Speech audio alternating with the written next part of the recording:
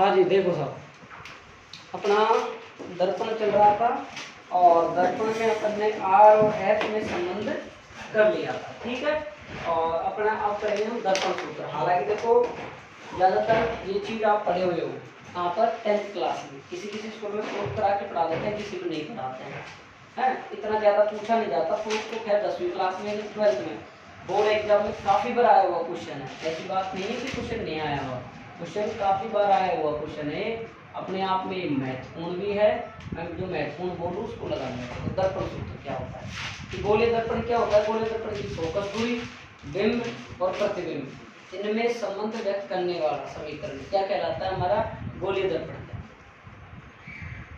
सुनना ध्यान से वापस से कि गोलीय दर्पण की फोकस दूरी, बिंब दूरी, प्रतिबिंब दूरी, इन सब में एक संबंध व्यक्त करता है, उसको हम क्या कहते हैं?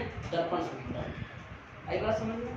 अब इसको हम प्रूव करेंगे। दर्पण सूत्र कई बार तो ऑप्शन में यही क्वेश्चन पूछ लिया जाता है कि दर्पण सूत्र क्या होता है।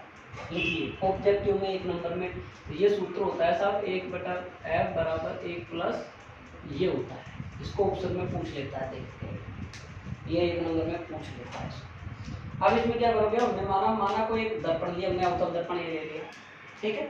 अब इसकी मुख्य अक्ष के समांतर हमने एक प्रकाश, मैंने ये थोड़ा सा पहले इसलिए बैच में लिख दिया था, एक पढ़ाया था ताकि अपना समय बच जाए, यूँ कहीं मैं समझा रहा हूँ। तो यहाँ एक मुख्य अक्ष के समांतर हमने प्रकाश की किरण को यहाँ आपतित करा दी।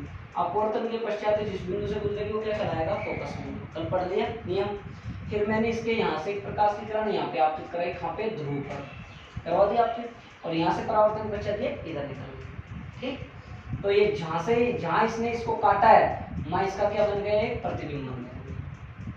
समझो, यहाँ से इसके समांतर की फोकस बिंदु से गुजरी, यहाँ से आपने प्रकाश कर इस बिंदु पर क्या डाली, यहाँ से जहाँ से गुजरी है, जहाँ पर इसको आपस में दोनों रेखाएं मिली हैं, वो क्या बन गया? इसका प्रतिबिंब। और प्रतिबिंब कैसा बन रहा है? अवतल दर्पण है तो कैसा बनेगा? वास्तविक और उल्टा। आई बात समझ कि हमारी जब वस्तु सी से परे रखी है, सी से परे का मतलब है सी से कहाँ रखी है? दूर रखी हुई है, सी से दूर ही रखी है, तो हमारा प्रतिबिंब कहाँ बनेगा? सी और एफ के मध्य। 10वीं क्लास में पढ़ा था ना, जब वस्तु सी से परे हो तो प्रतिबिंब सी व एफ के मध्य बनता है। आएगा समझ? आप सुनो मेरी बात, इसमें समझो। इसमें ये नाम दे दिया मैंने, ठीक है। अब सुनो, इसमें अपन चित्र लेते हैं, चित्र को देखते हैं। त्रिभुज ए बी पी व त्रिभुज ए डैश बी डैश पी, त्रिभुज ए बी और पी, तो कौन सा त्रिभुज आ गया अपना? ये वाला आ गया, ये वाला, ठीक है। ए dash B dash P, A dash B dash P, ये छोटा सा ये आ गया, ये वाला। अब इसको क्या करना है हमको? हमने दोनों त्रिभुज ले लिए, हमको समरूप सिद्ध करना है। तो समरूप में क्या होते हैं? तीनों कोण समान होते हैं, और जब दोनों कोण समान हो जाते हैं, तीसरा कोण अपने आप समान हो जाता है।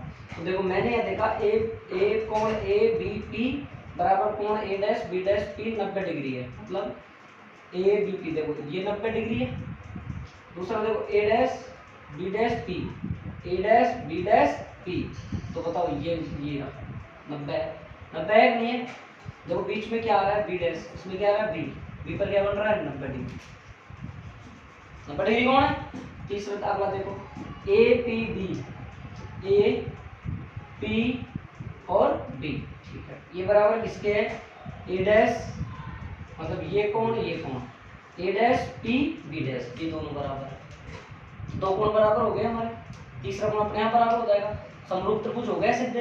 तो समरूप में क्या बोलते हैं? अतः इनकी संगत भुजाओं के अनुपात क्या होंगे? बराबर। तो संगत भुजाओं के अनुपात करो, देखो इतनी भुजा ए डैश बी डैश बटा ए बी बराबर B dash P dash P बटा बी पी।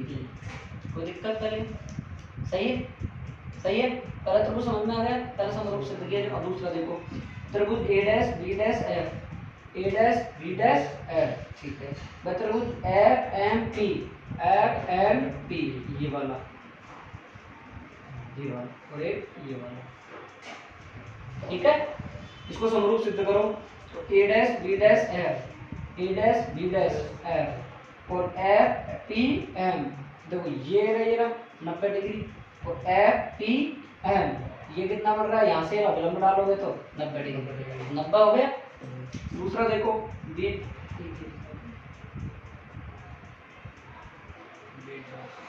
हाँ सही है, ये ना बी है, B dash P A dash, B dash P E dash, ठीक है, बराबर M F P, M F और पी, मतलब कौन कौन सा कोण है, सम्मुख कोण है।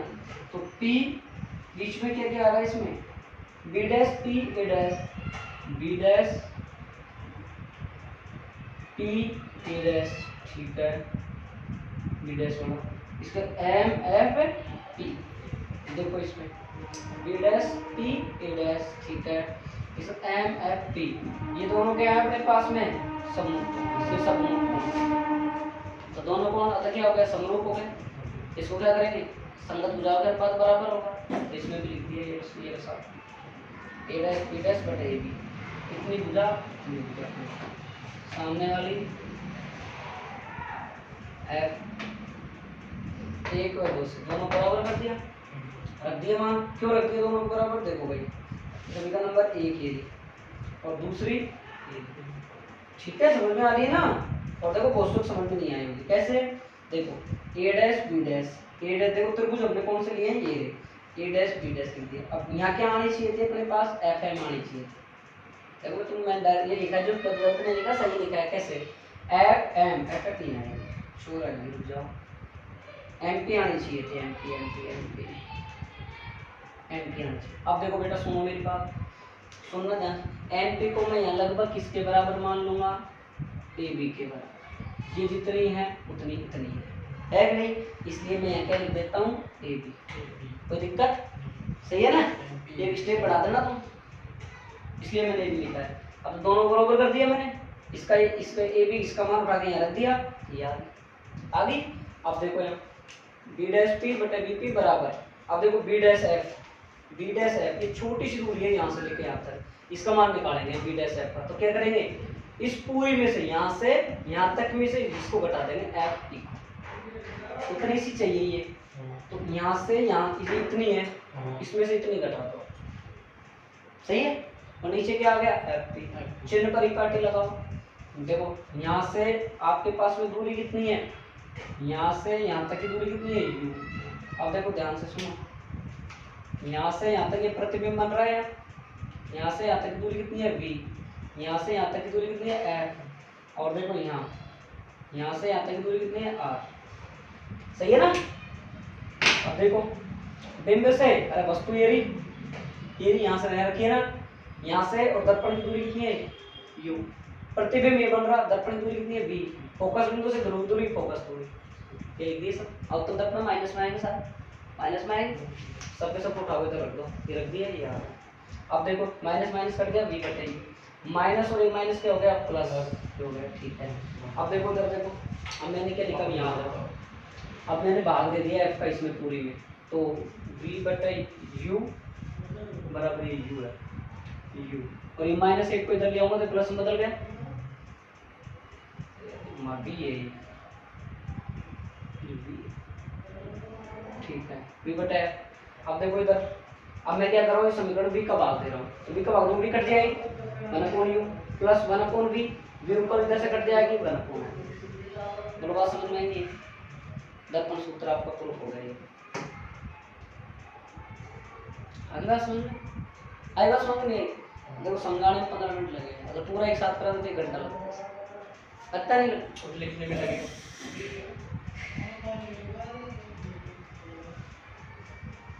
हो गया, कोई दिक्कत है, उतार बोल कर लिखो, गोलीय दर्पण की फोकस दूरी, गोलीय दर्पण की फोकस दूरी, गोलीय दर्पण की फोकस दूरी, गोलीय दर्पण की फोकस दूरी, वेग दूरी,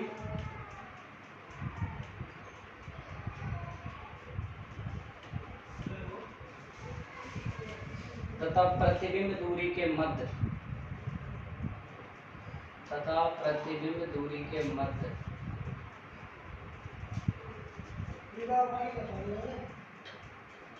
प्रतिबिंब दूरी के मध्य संबंध बताने वाले समीकरण, संबंध बताने वाले समीकरण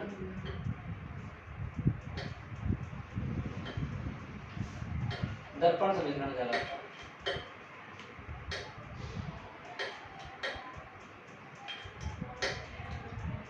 लिख लिया? अब देखो प्रूफ।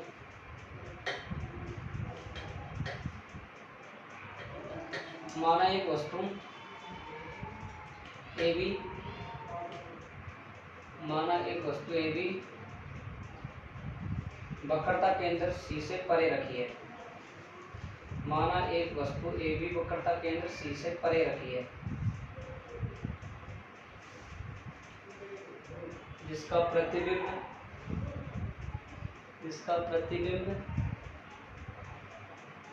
ए डैश बी डैश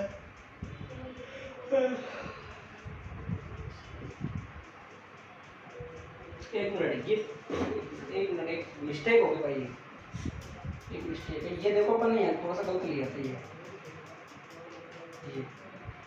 इसमें कहते हैं एफ आएगा, एफ आएगा। देखो ये लिख रहा A dash B dash F. अब त्रिभुज देखो एक वापिस से A dash B dash F, ये रहा। और सामने क्या बन रहा है? F P L, F P L, ये रहा। ये दोनों क्या है? सम्मुख है ना। But A dash B dash F, F P M, A dash B dash F, F P F M, P F M, P F M 90 degree, 90 degree ये क्या था? इसलिए तो सही है ये सही है। 90 कौन सा था? बी डैश एफ सही है, एफ पी एम सही है, ठीक है। ये गलत है। B dash F T dash, B dash F T dash, M F P, M घा हीरा, एफ घा हीरा, पी एफ, ये कौन? पी, दोनों सम। ठीक, मैं पहले अपने पी लिख दिया। लिख लिया आगे। माने एक वस्तु ए बी वक्रता केंद्र से परे है, जिसका प्रतिबिंब ए डैश बी डैश, जिसका प्रतिबिंब ए डैश बी डैश सी व एफ के मध्य बनता है, सी व एफ के मध्य।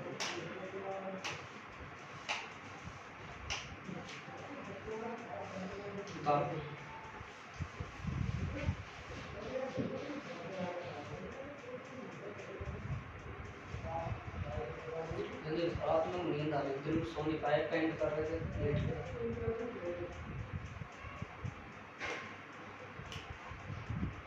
धरू कल पढ़ाई लिखवाऊंगा, मेरे प्राण से।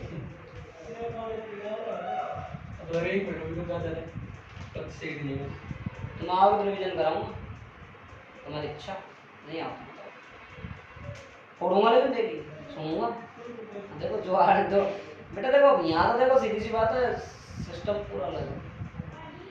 बना मेरा हेलो बना पाड़ बोला कौन बोला ये फोन ही बंद था, ईशान को फोन पकड़ा दे, जो कि स्क्रीन बंद है, कोई बंद है ना।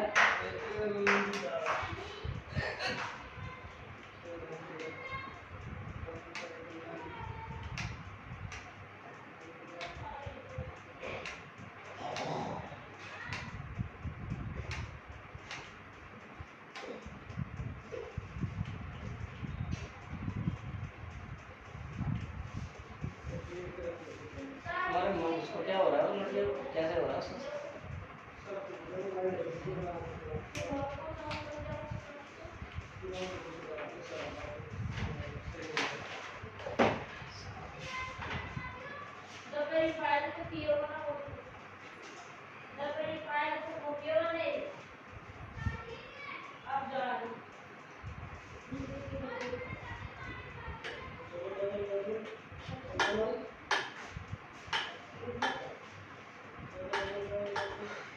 हो गया? बारीक मिस्टेक मत कर देना, कोई थोड़ी सी मिस्टेक हो गई तो पूरा गलत हो जाए। ढंग से देख, बता किधर मत देखे।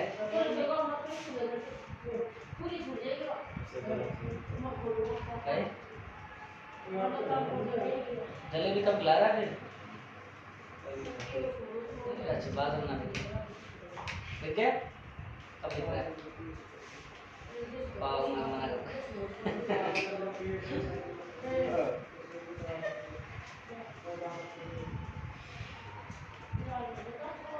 ब्रेक लगा देना, धीरे से लगा।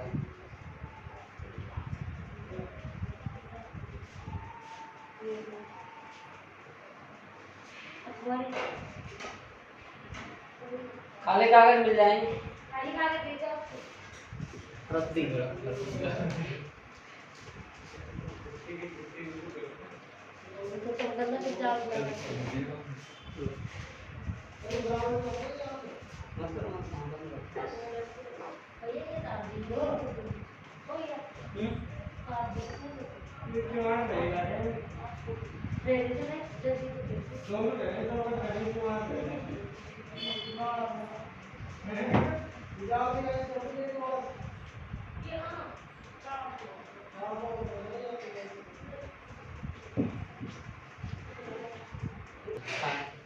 देखा, उतारो भाई जल्दी उतारो, कितना काम पूरा है।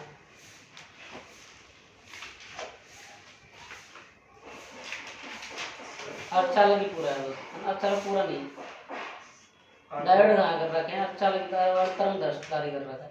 पश्चामिति स्वागत अग्रे अनिति अभिलाषणी। हाँ तो भी बहुत रह रहा था ये पार्ट ही बहुत रह रहा है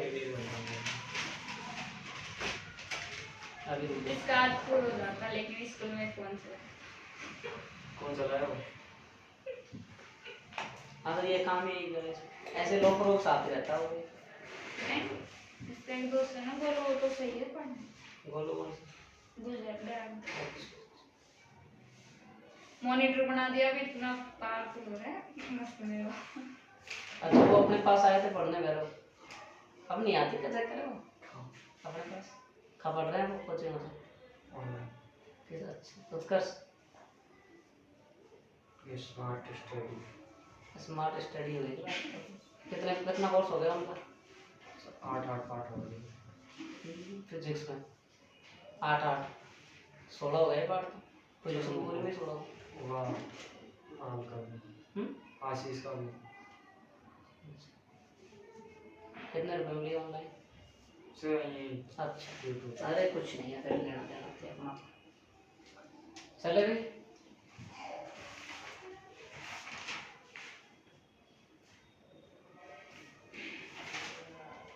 मिटा दूं वैसे बस 2 ही फाइनल। इसको आवर्धन क्षमता, आवर्धन क्षमता उतार लिया क्या? अगर उतार लिया उतार ले लाइन के जल्दी उतार, हेडिंग लगाओ आवर्धन क्षमता।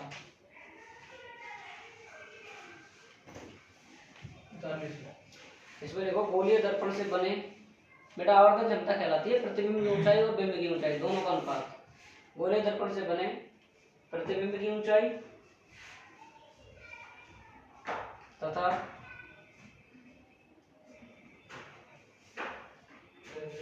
प्रतिबिंब की ऊंचाई तथा बिंब की ऊंचाई का अनुपात।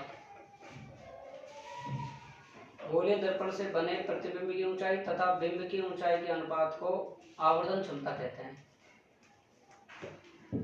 गोलीय दर्पण से बने प्रतिबिंब की ऊंचाई तथा बिंब की ऊंचाई के अनुपात को आवर्धन क्षमता कहते हैं। आवर्धन क्षमता बराबर लिखो, आवर्धन क्षमता बराबर का चिन्ह लगाओ।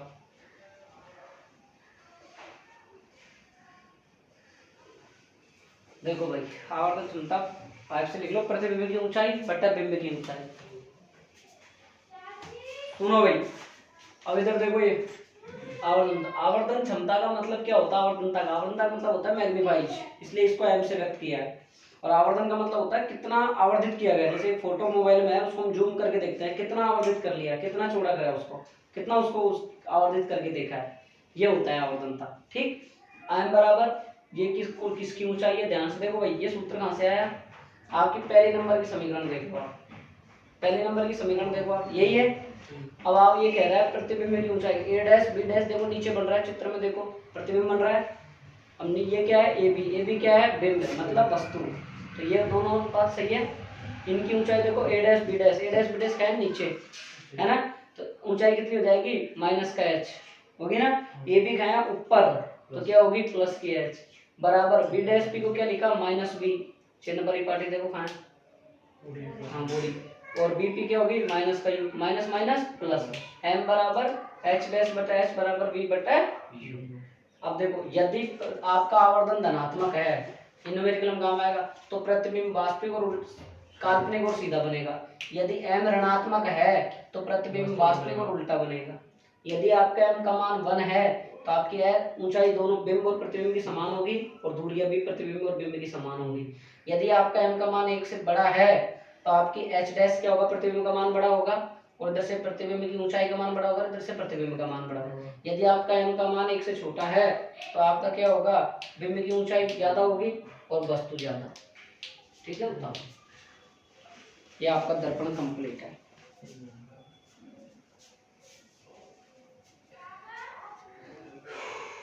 क्लास चल रही है ना कंटिन्यू,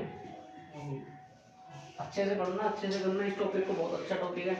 अब जो एब्सेंट रहेगा उसके इस पार्ट में समझ में कम आएगा, बीच में एब्सेंट मत रहना। लेंस चलेंगे अब कल से लेंस चलेंगे, अब कल से परसों।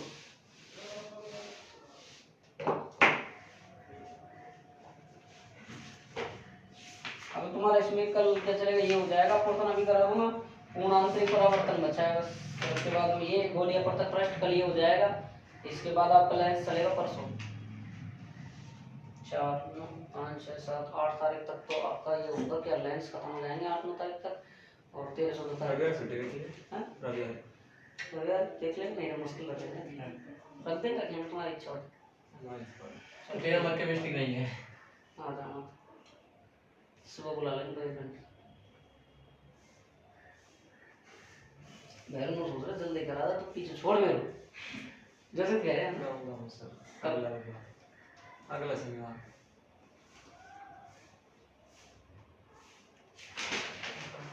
हो गया।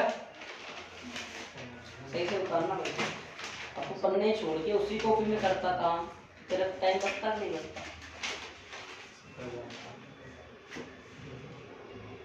स्कूल में भी हो जाता सर, इससे ज्यादा मेरे केमिस्ट्री का बुरा था, मैं स्कूल में करी।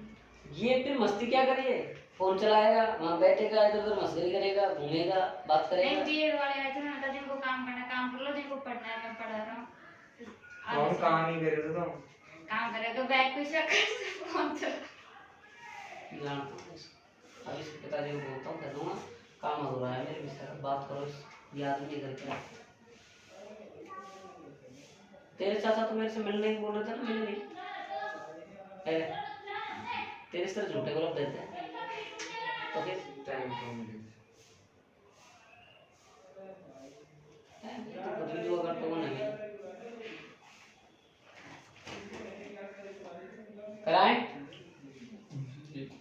रिफ्रैक्शन ऑफ लाइट कराएंगे अपवर्तन के काश का अपवर्तन।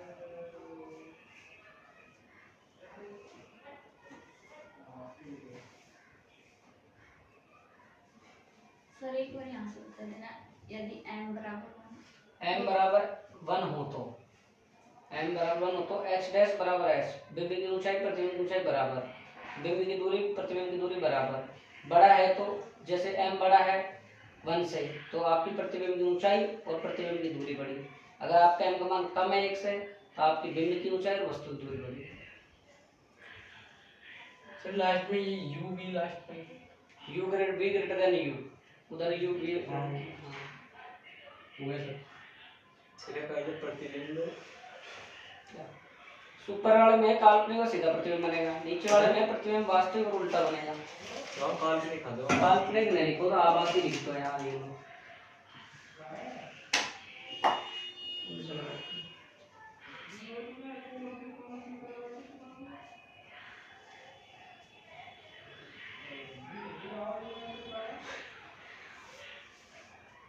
आभासी ठीक, इधर आना ऑल आउट देख लाइट आ रही है और खंबे में लाइट सही कर रहे हैं लोग नहीं आए। चलो आगे देखो, प्रकाश का अपवर्तन देखो भाई, प्रकाश का अपवर्तन उतार लिया हाँ जी। देखो भाई प्रकाश का अपवर्तन, प्रकाश का अपवर्तन। क्या होता है प्रकाश का अपवर्तन? सुन लो भाई,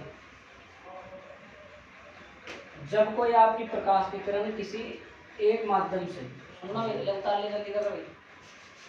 जब आपका ये क्या हो गया, माध्यम फर्स्ट, ये क्या हो गया, माध्यम सेकंड, और पृष्ठ कौन सा है, अंतरा पृष्ठ।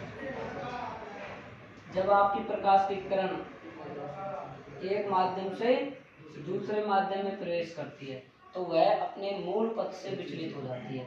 जाना तो किधर जाती थी ये, इधर, इसका विलंब किधर हो गया, इधर। जाना इसको इधर था लेकिन चले इधर। जाना तुमको कहाँ था, दौसा, पहुँच गए जयपुर या गंगापुर सिकंदराबाद, तो आपका ये हो गया। तो ये कौन सी किरण हो गई आपके पास, आपतित प्रकाश की किरण, आपतित प्रकाश की किरण। ठीक है, अब देखो ये कौन, अभिलंब, और ये कौन कौन सा बनेगा, आपतन कौन, यहाँ कौन कौन सा बनेगा, आर। सुनना ध्यान से, आर। आर का मतलब क्या है, अपवर्तन किरण। तेरी तो आवर्धन ही है, आवर्धन बोल रहे हैं तो परावर्तन से रिफ्रैक्शन होता है, वो रिफ्लेक्शन होता है, रिफ्रैक्शन होता है, वो रिफ्लेक्शन होता है। ये कौन सी किरण है, अपवर्तित किरण। अब बताओ, बात आ गई समझ? तो लिखो,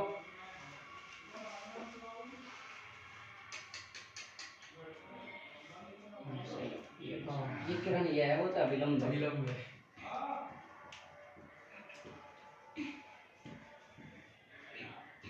हाँ भाई देखो, जब कोई प्रकाश की किरण एक माध्यम से दूसरे माध्यम में प्रवेश करती है तो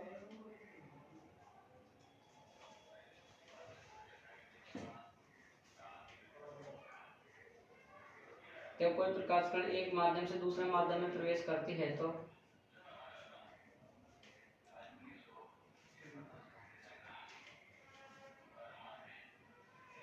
वह अपने मूल पथ से विचलित हो, तो ऐसे लिखो, हाँ, वह अपने मूल पथ से विचलित हो जाती है।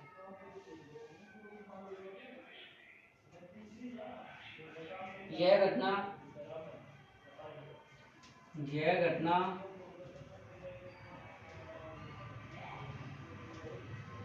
प्रकाश का अपवर्तन कहलाती है। यह घटना प्रकाश का अपवर्तन कहलाती है। बनाओ चित्र, चित्र बनाओ, और इधर बनाने से पहले इधर देखो, पहले इधर देखो, अपवर्तन के नियम। अपवर्तन के नियम में क्या लिखोगे भाई, पहला नियम तो वही आ जाएगा, क्या आ जाएगा बताओ, अपवर्तित किरण, आपतित किरण और अभिलंबन तीनों एक तल में स्थित होते हैं। दूसरा नियम क्या बनेगा इसका, स्नेल का नियम। ये बहुत इंपॉर्टेंट आता है कि आपतन कोण की ज्या, ये आपतन कोण ज्या, परावर्तन कोण की, इसका अनुपात नियत होता है। किसी इसको अपन लिख सकते हैं n/1, या लिख सकते हैं आप इसको μ/1। n क्या है, अपवर्तनांक है, नियत है। ठीक है, 2/1 n/1 कैसे लिखा आपने कि पहले माध्यम के सापेक्ष दूसरे का अपवर्तनांक। n/1 क्या लिखा है, पहले के सापेक्ष दूसरे का अपवर्तनांक। बोलो कोई दिक्कत हो तो बोल सकते, चलिए और समझाएं और डिटेल देखो। तो sin i बराबर क्या हो गया,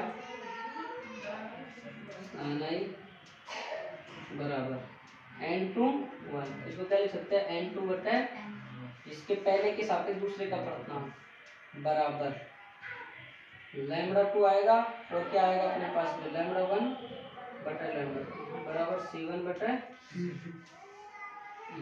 बहुत। और एक बात और, इसके अंदर चाल, रंग, वेग, तीव्रता सब चेंज होती है लेकिन आवृत्ति नो चेंज रहती है। आपके पास जो आवृत्ति होती है वो आपकी नहीं बदलती है इसकी, ये सबसे बड़ी बात है। तो आप चित्र बनाओ, चित्र बनाओ, चित्र बनाओ, 1 मिनट चित्र बनाओ, बना लिया फटाफट, देखो बनाओ फटाफट, ये चित्र बनाओ। और नीचे ये मैं नीचे लिखाऊंगा ये क्या, अपवर्तन के नियम, अपवर्तन के नियम लिखाऊंगा ना, जब होएगा इसमें सिस्टम, कोई दिक्कत नहीं। अपवर्तन के नियम लिखाएंगे। अपवर्तनांक भी अपने ही है। हाँ पढ़ाऊंगा अपवर्तनांक, अगला ही टॉपिक अपवर्तनांक, अपवर्तनांक पढ़ाएंगे, अपवर्तनांक पढ़ाएंगे, निरपेक्ष अपवर्तनांक पढ़ाएंगे, सब पढ़ाएंगे, नो टेंशन।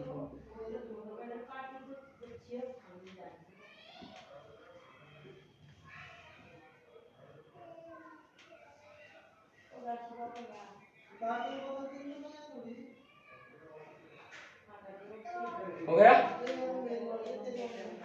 सर नीचे आपतित किरण है, परावर्तित किरण है। अपवर्तित किरण, अपवर्तित ये परावर्तित अलग होती है। परावर्तित तो नहीं बताते हैं, उसी माध्यम। हाँ उसी माध्यम में, दूसरे माध्यम। अभी लिखवाऊंगा तेरे से कल का, फिर पढ़ूंगा।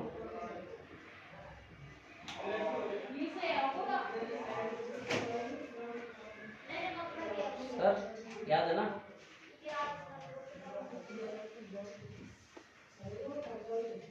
लिखाऊं? तो लिखो अपवर्तन के नियम, चित्र बनाओ फटाफट। रवि ने बना लिया, तुम यार ऊँगते हो तुम यार। बना लिए सब चित्र को। तो लिखो फिर अपवर्तन के नियम। पहला नियम लिखो, आपतित किरण, अपवर्तित किरण और अभिलंब। आपतित किरण, अपवर्तित किरण और अभिलंब। आपतित किरण, अपवर्तित किरण और अभिलंब तीनों एक ही तल में स्थित होते हैं। तीनों एक ही तल में स्थित होते हैं। थोड़ी देर भैया, भाई साहब, आपतित किरण, अपवर्तित किरण और अभिलंब तीनों एक ही तल में स्थित होते हैं। ठीक है, आगे दूसरा नियम लिखो, स्नेल का नियम। स्नेल का नियम इसमें लिखो, इस नियम के अनुसार, इस नियम के अनुसार आपतन कोण की ज्या, इस नियम के अनुसार आपतन कोण की ज्या और अपवर्तन कोण की ज्या, आपतन कोण की ज्या और अपवर्तन कोण की ज्या का अनुपात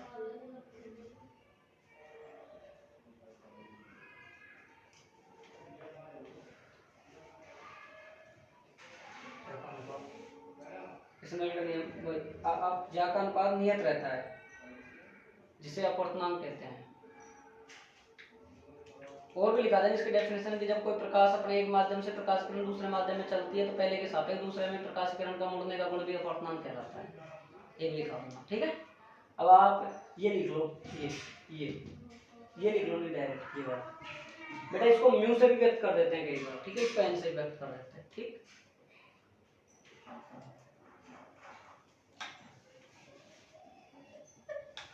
हालांकि इसका तीसरा नियम जो होता है, जो आवर्ती अपरिवर्तित रहती है, रंग चाल तरंग दैर्ध्य बदल जाती है।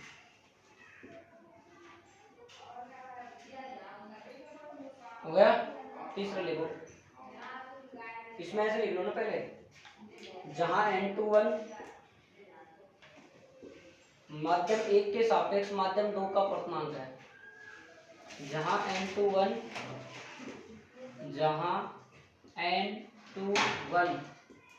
माध्यम 1 के सापेक्ष माध्यम 2 का अपवर्तनांक है, ठीक है। अब लिखो आगे, अपवर्तनांक। अब लिखो, अपवर्तित प्रकाश किरण, अपवर्तित प्रकाश किरण, अपवर्तित प्रकाश किरण, अपवर्तित प्रकाश किरण की चाल, रंग, तरंग दैर्ध्य। आपतित प्रकाश किरण की, अरे यार, अपवर्तित प्रकाश किरण की चाल, रंग, तरंग दैर्ध्य आदि बदल जाती है, जबकि आवर्ती अपरिवर्तित रहती है, जबकि आवर्ती अपरिवर्तित रहती है, जबकि आवर्ती अपरिवर्तित रहती है। लिख लिया? आगे लिखो भाई, अपवर्तनांक छोटी सी डेफिनेशन। अपवर्तनांक क्या होता है मैंने समझाया, क्या समझाया भाई? जब प्रकाश की किरण सुन लो एक माध्यम से दूसरे माध्यम में जाती है तो पहली प्रकाश किरण के सापेक्ष दूसरी का जो प्रकाश की किरण पहली प्रकाश किरण इस माध्यम में जाती है ना, उसका दूसरे माध्यम में मुड़ने का जो गुण होता है वो क्या कहलाता था? अपना अपवर्तनांक कहलाता है। कि जब अपने देखो जब कोई प्रकाश की किरण एक माध्यम से दूसरे माध्यम में जाती है तो जब प्रकाश की किरण एक माध्यम से दूसरे माध्यम में जाती है तो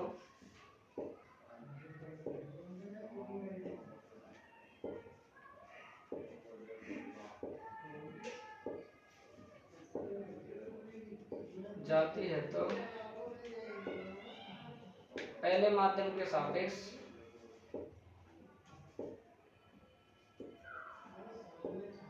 दूसरे माध्यम में, पहले माध्यम के सापेक्ष दूसरे माध्यम में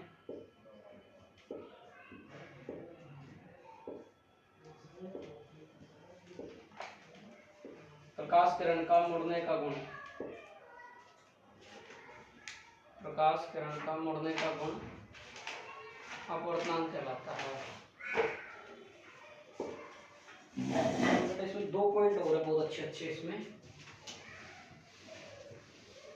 देखते हैं क्या पॉइंट है इसमें। 2 पॉइंट है बहुत ही अच्छे। एक चित्र तो ये आपका कि जब आपकी कोई प्रकाश की किरण क्या आपतित हो रही है इस पर, ठीक है। ये माध्यम कौन सा लिया मैंने? विरल। ये माध्यम कौन सा लिया मैंने? सघन। जब आपके पास प्रकाश की किरण विरल माध्यम से सघन माध्यम में जाती है, ध्यान सुनना भाई क्या हो सकता है। जब कोई प्रकाश किरण विरल माध्यम से सघन माध्यम में जाती है तो ये प्रकाश की किरण क्या होती है? अपने मूल पथ से तो विचलित ही होती है, लेकिन ये अभिलंब की ओर झुक जाती है,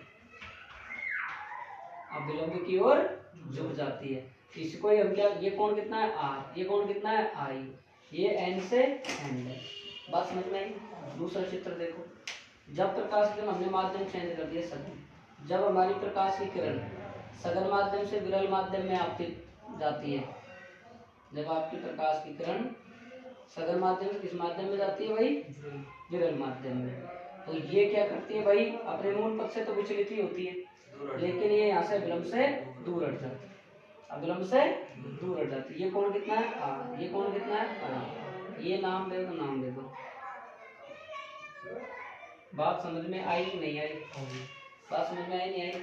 क्लियर है? यहाँ आपके पास में आपतन कोण अधिक होता है, यहाँ आपके पास शायद आई थी अपवर्तन कोण, ये अपवर्तन कोण अधिक कैसे अधिक होता है? सेकंड 11 लेसन प्रूफ करेंगे। बात आई समझ कि जब प्रकाश की किरण विरल से सघन जाती है तो अविलंब की ओर झुकती है, जब प्रकाश किरण सघन से विरल में जाती है तो अविलंब से दूर हटती है। जितने भी उदाहरण है ना कि कोई हमारे पास में सिक्का पड़ा हुआ है बाल्टी में, उसका पहनने में वो हमको उठा हुआ दिखाई देता है, वो इसका ही कारण है। दूसरा कारण जब जल में आंशिक रूप से डूबी हुई छड़ हमको ऊपर उठी हुई दिखाई देती है, वो भी इसी का कारण है। ग्लास में पेंसिल, हाँ वो सब इनका करना पड़ता है। तो आप ऐसे करो, दोनों चित्र बना दो, मैं लिखा देता हूँ एक साथ। चित्र पहले लिखो नहीं, जब पहले लिखो, जब नहीं नोट लगा के लिख लो। जब प्रकाश किरण विरल माध्यम से सघन माध्यम की ओर जाती है, जब प्रकाश की किरण विरल माध्यम से सघन माध्यम की ओर जाती है, जब प्रकाश की यार तू लेट सुनता है क्या? तुम्हारा क्या करता है? और भी लिख, जब प्रकाश की किरण देख, जब प्रकाश की, पहले तो तू समझ कर ध्यान दे और फिर सुन कर। अब देख मैंने ये समझाया, चार बोलते तो दिमाग में फीड रहा है, वो बोली ना तो। जब प्रकाश की किरण विरल माध्यम से सघन माध्यम की ओर जाती है, विरल माध्यम से सघन माध्यम की ओर जाती है तो वह अविलंब की ओर झुक जाती है। लाइट आगे पकड़ चलाओ, देख लो उसको चला के, लाइट आगे आगे लिखो, आगे लिखो। और जब प्रकाश की किरण सघन माध्यम से विरल माध्यम की ओर जाती है, जब प्रकाश की किरण सघन माध्यम से विरल माध्यम में जाती है, जब प्रकाश की किरण सघन माध्यम से विरल माध्यम की ओर जाती है तो अविलंब से दूर हट जाती है।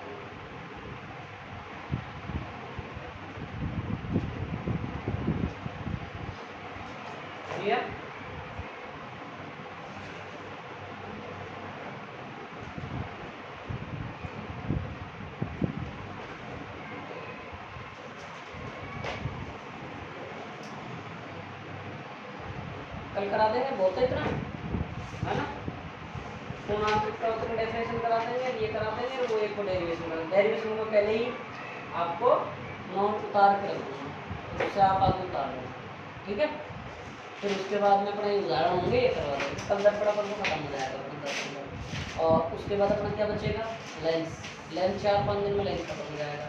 लेंस खत्म होने के बाद फिर क्या चलेगा अपना प्रकाशित उपकरण। ज़्यादा दिन नहीं है, लगभग दशहरे से पहले नंबर पाठ हो जाएगा। दशहरे क्या नवरात्र स्थापना स्थल, उसमें दशहरे तक तो किताब करने की कोशिश करूँगा। उसके बाद फिर आपको नवा पढ़ाऊँगा, नंबर हो जाएगा 10वां। 10वां ज़्यादा मुश्किल नहीं है, 5-1 दिन का पाठ है पूरा, 2 ही टॉपिक पढ़ेगा इसमें, ठीक है।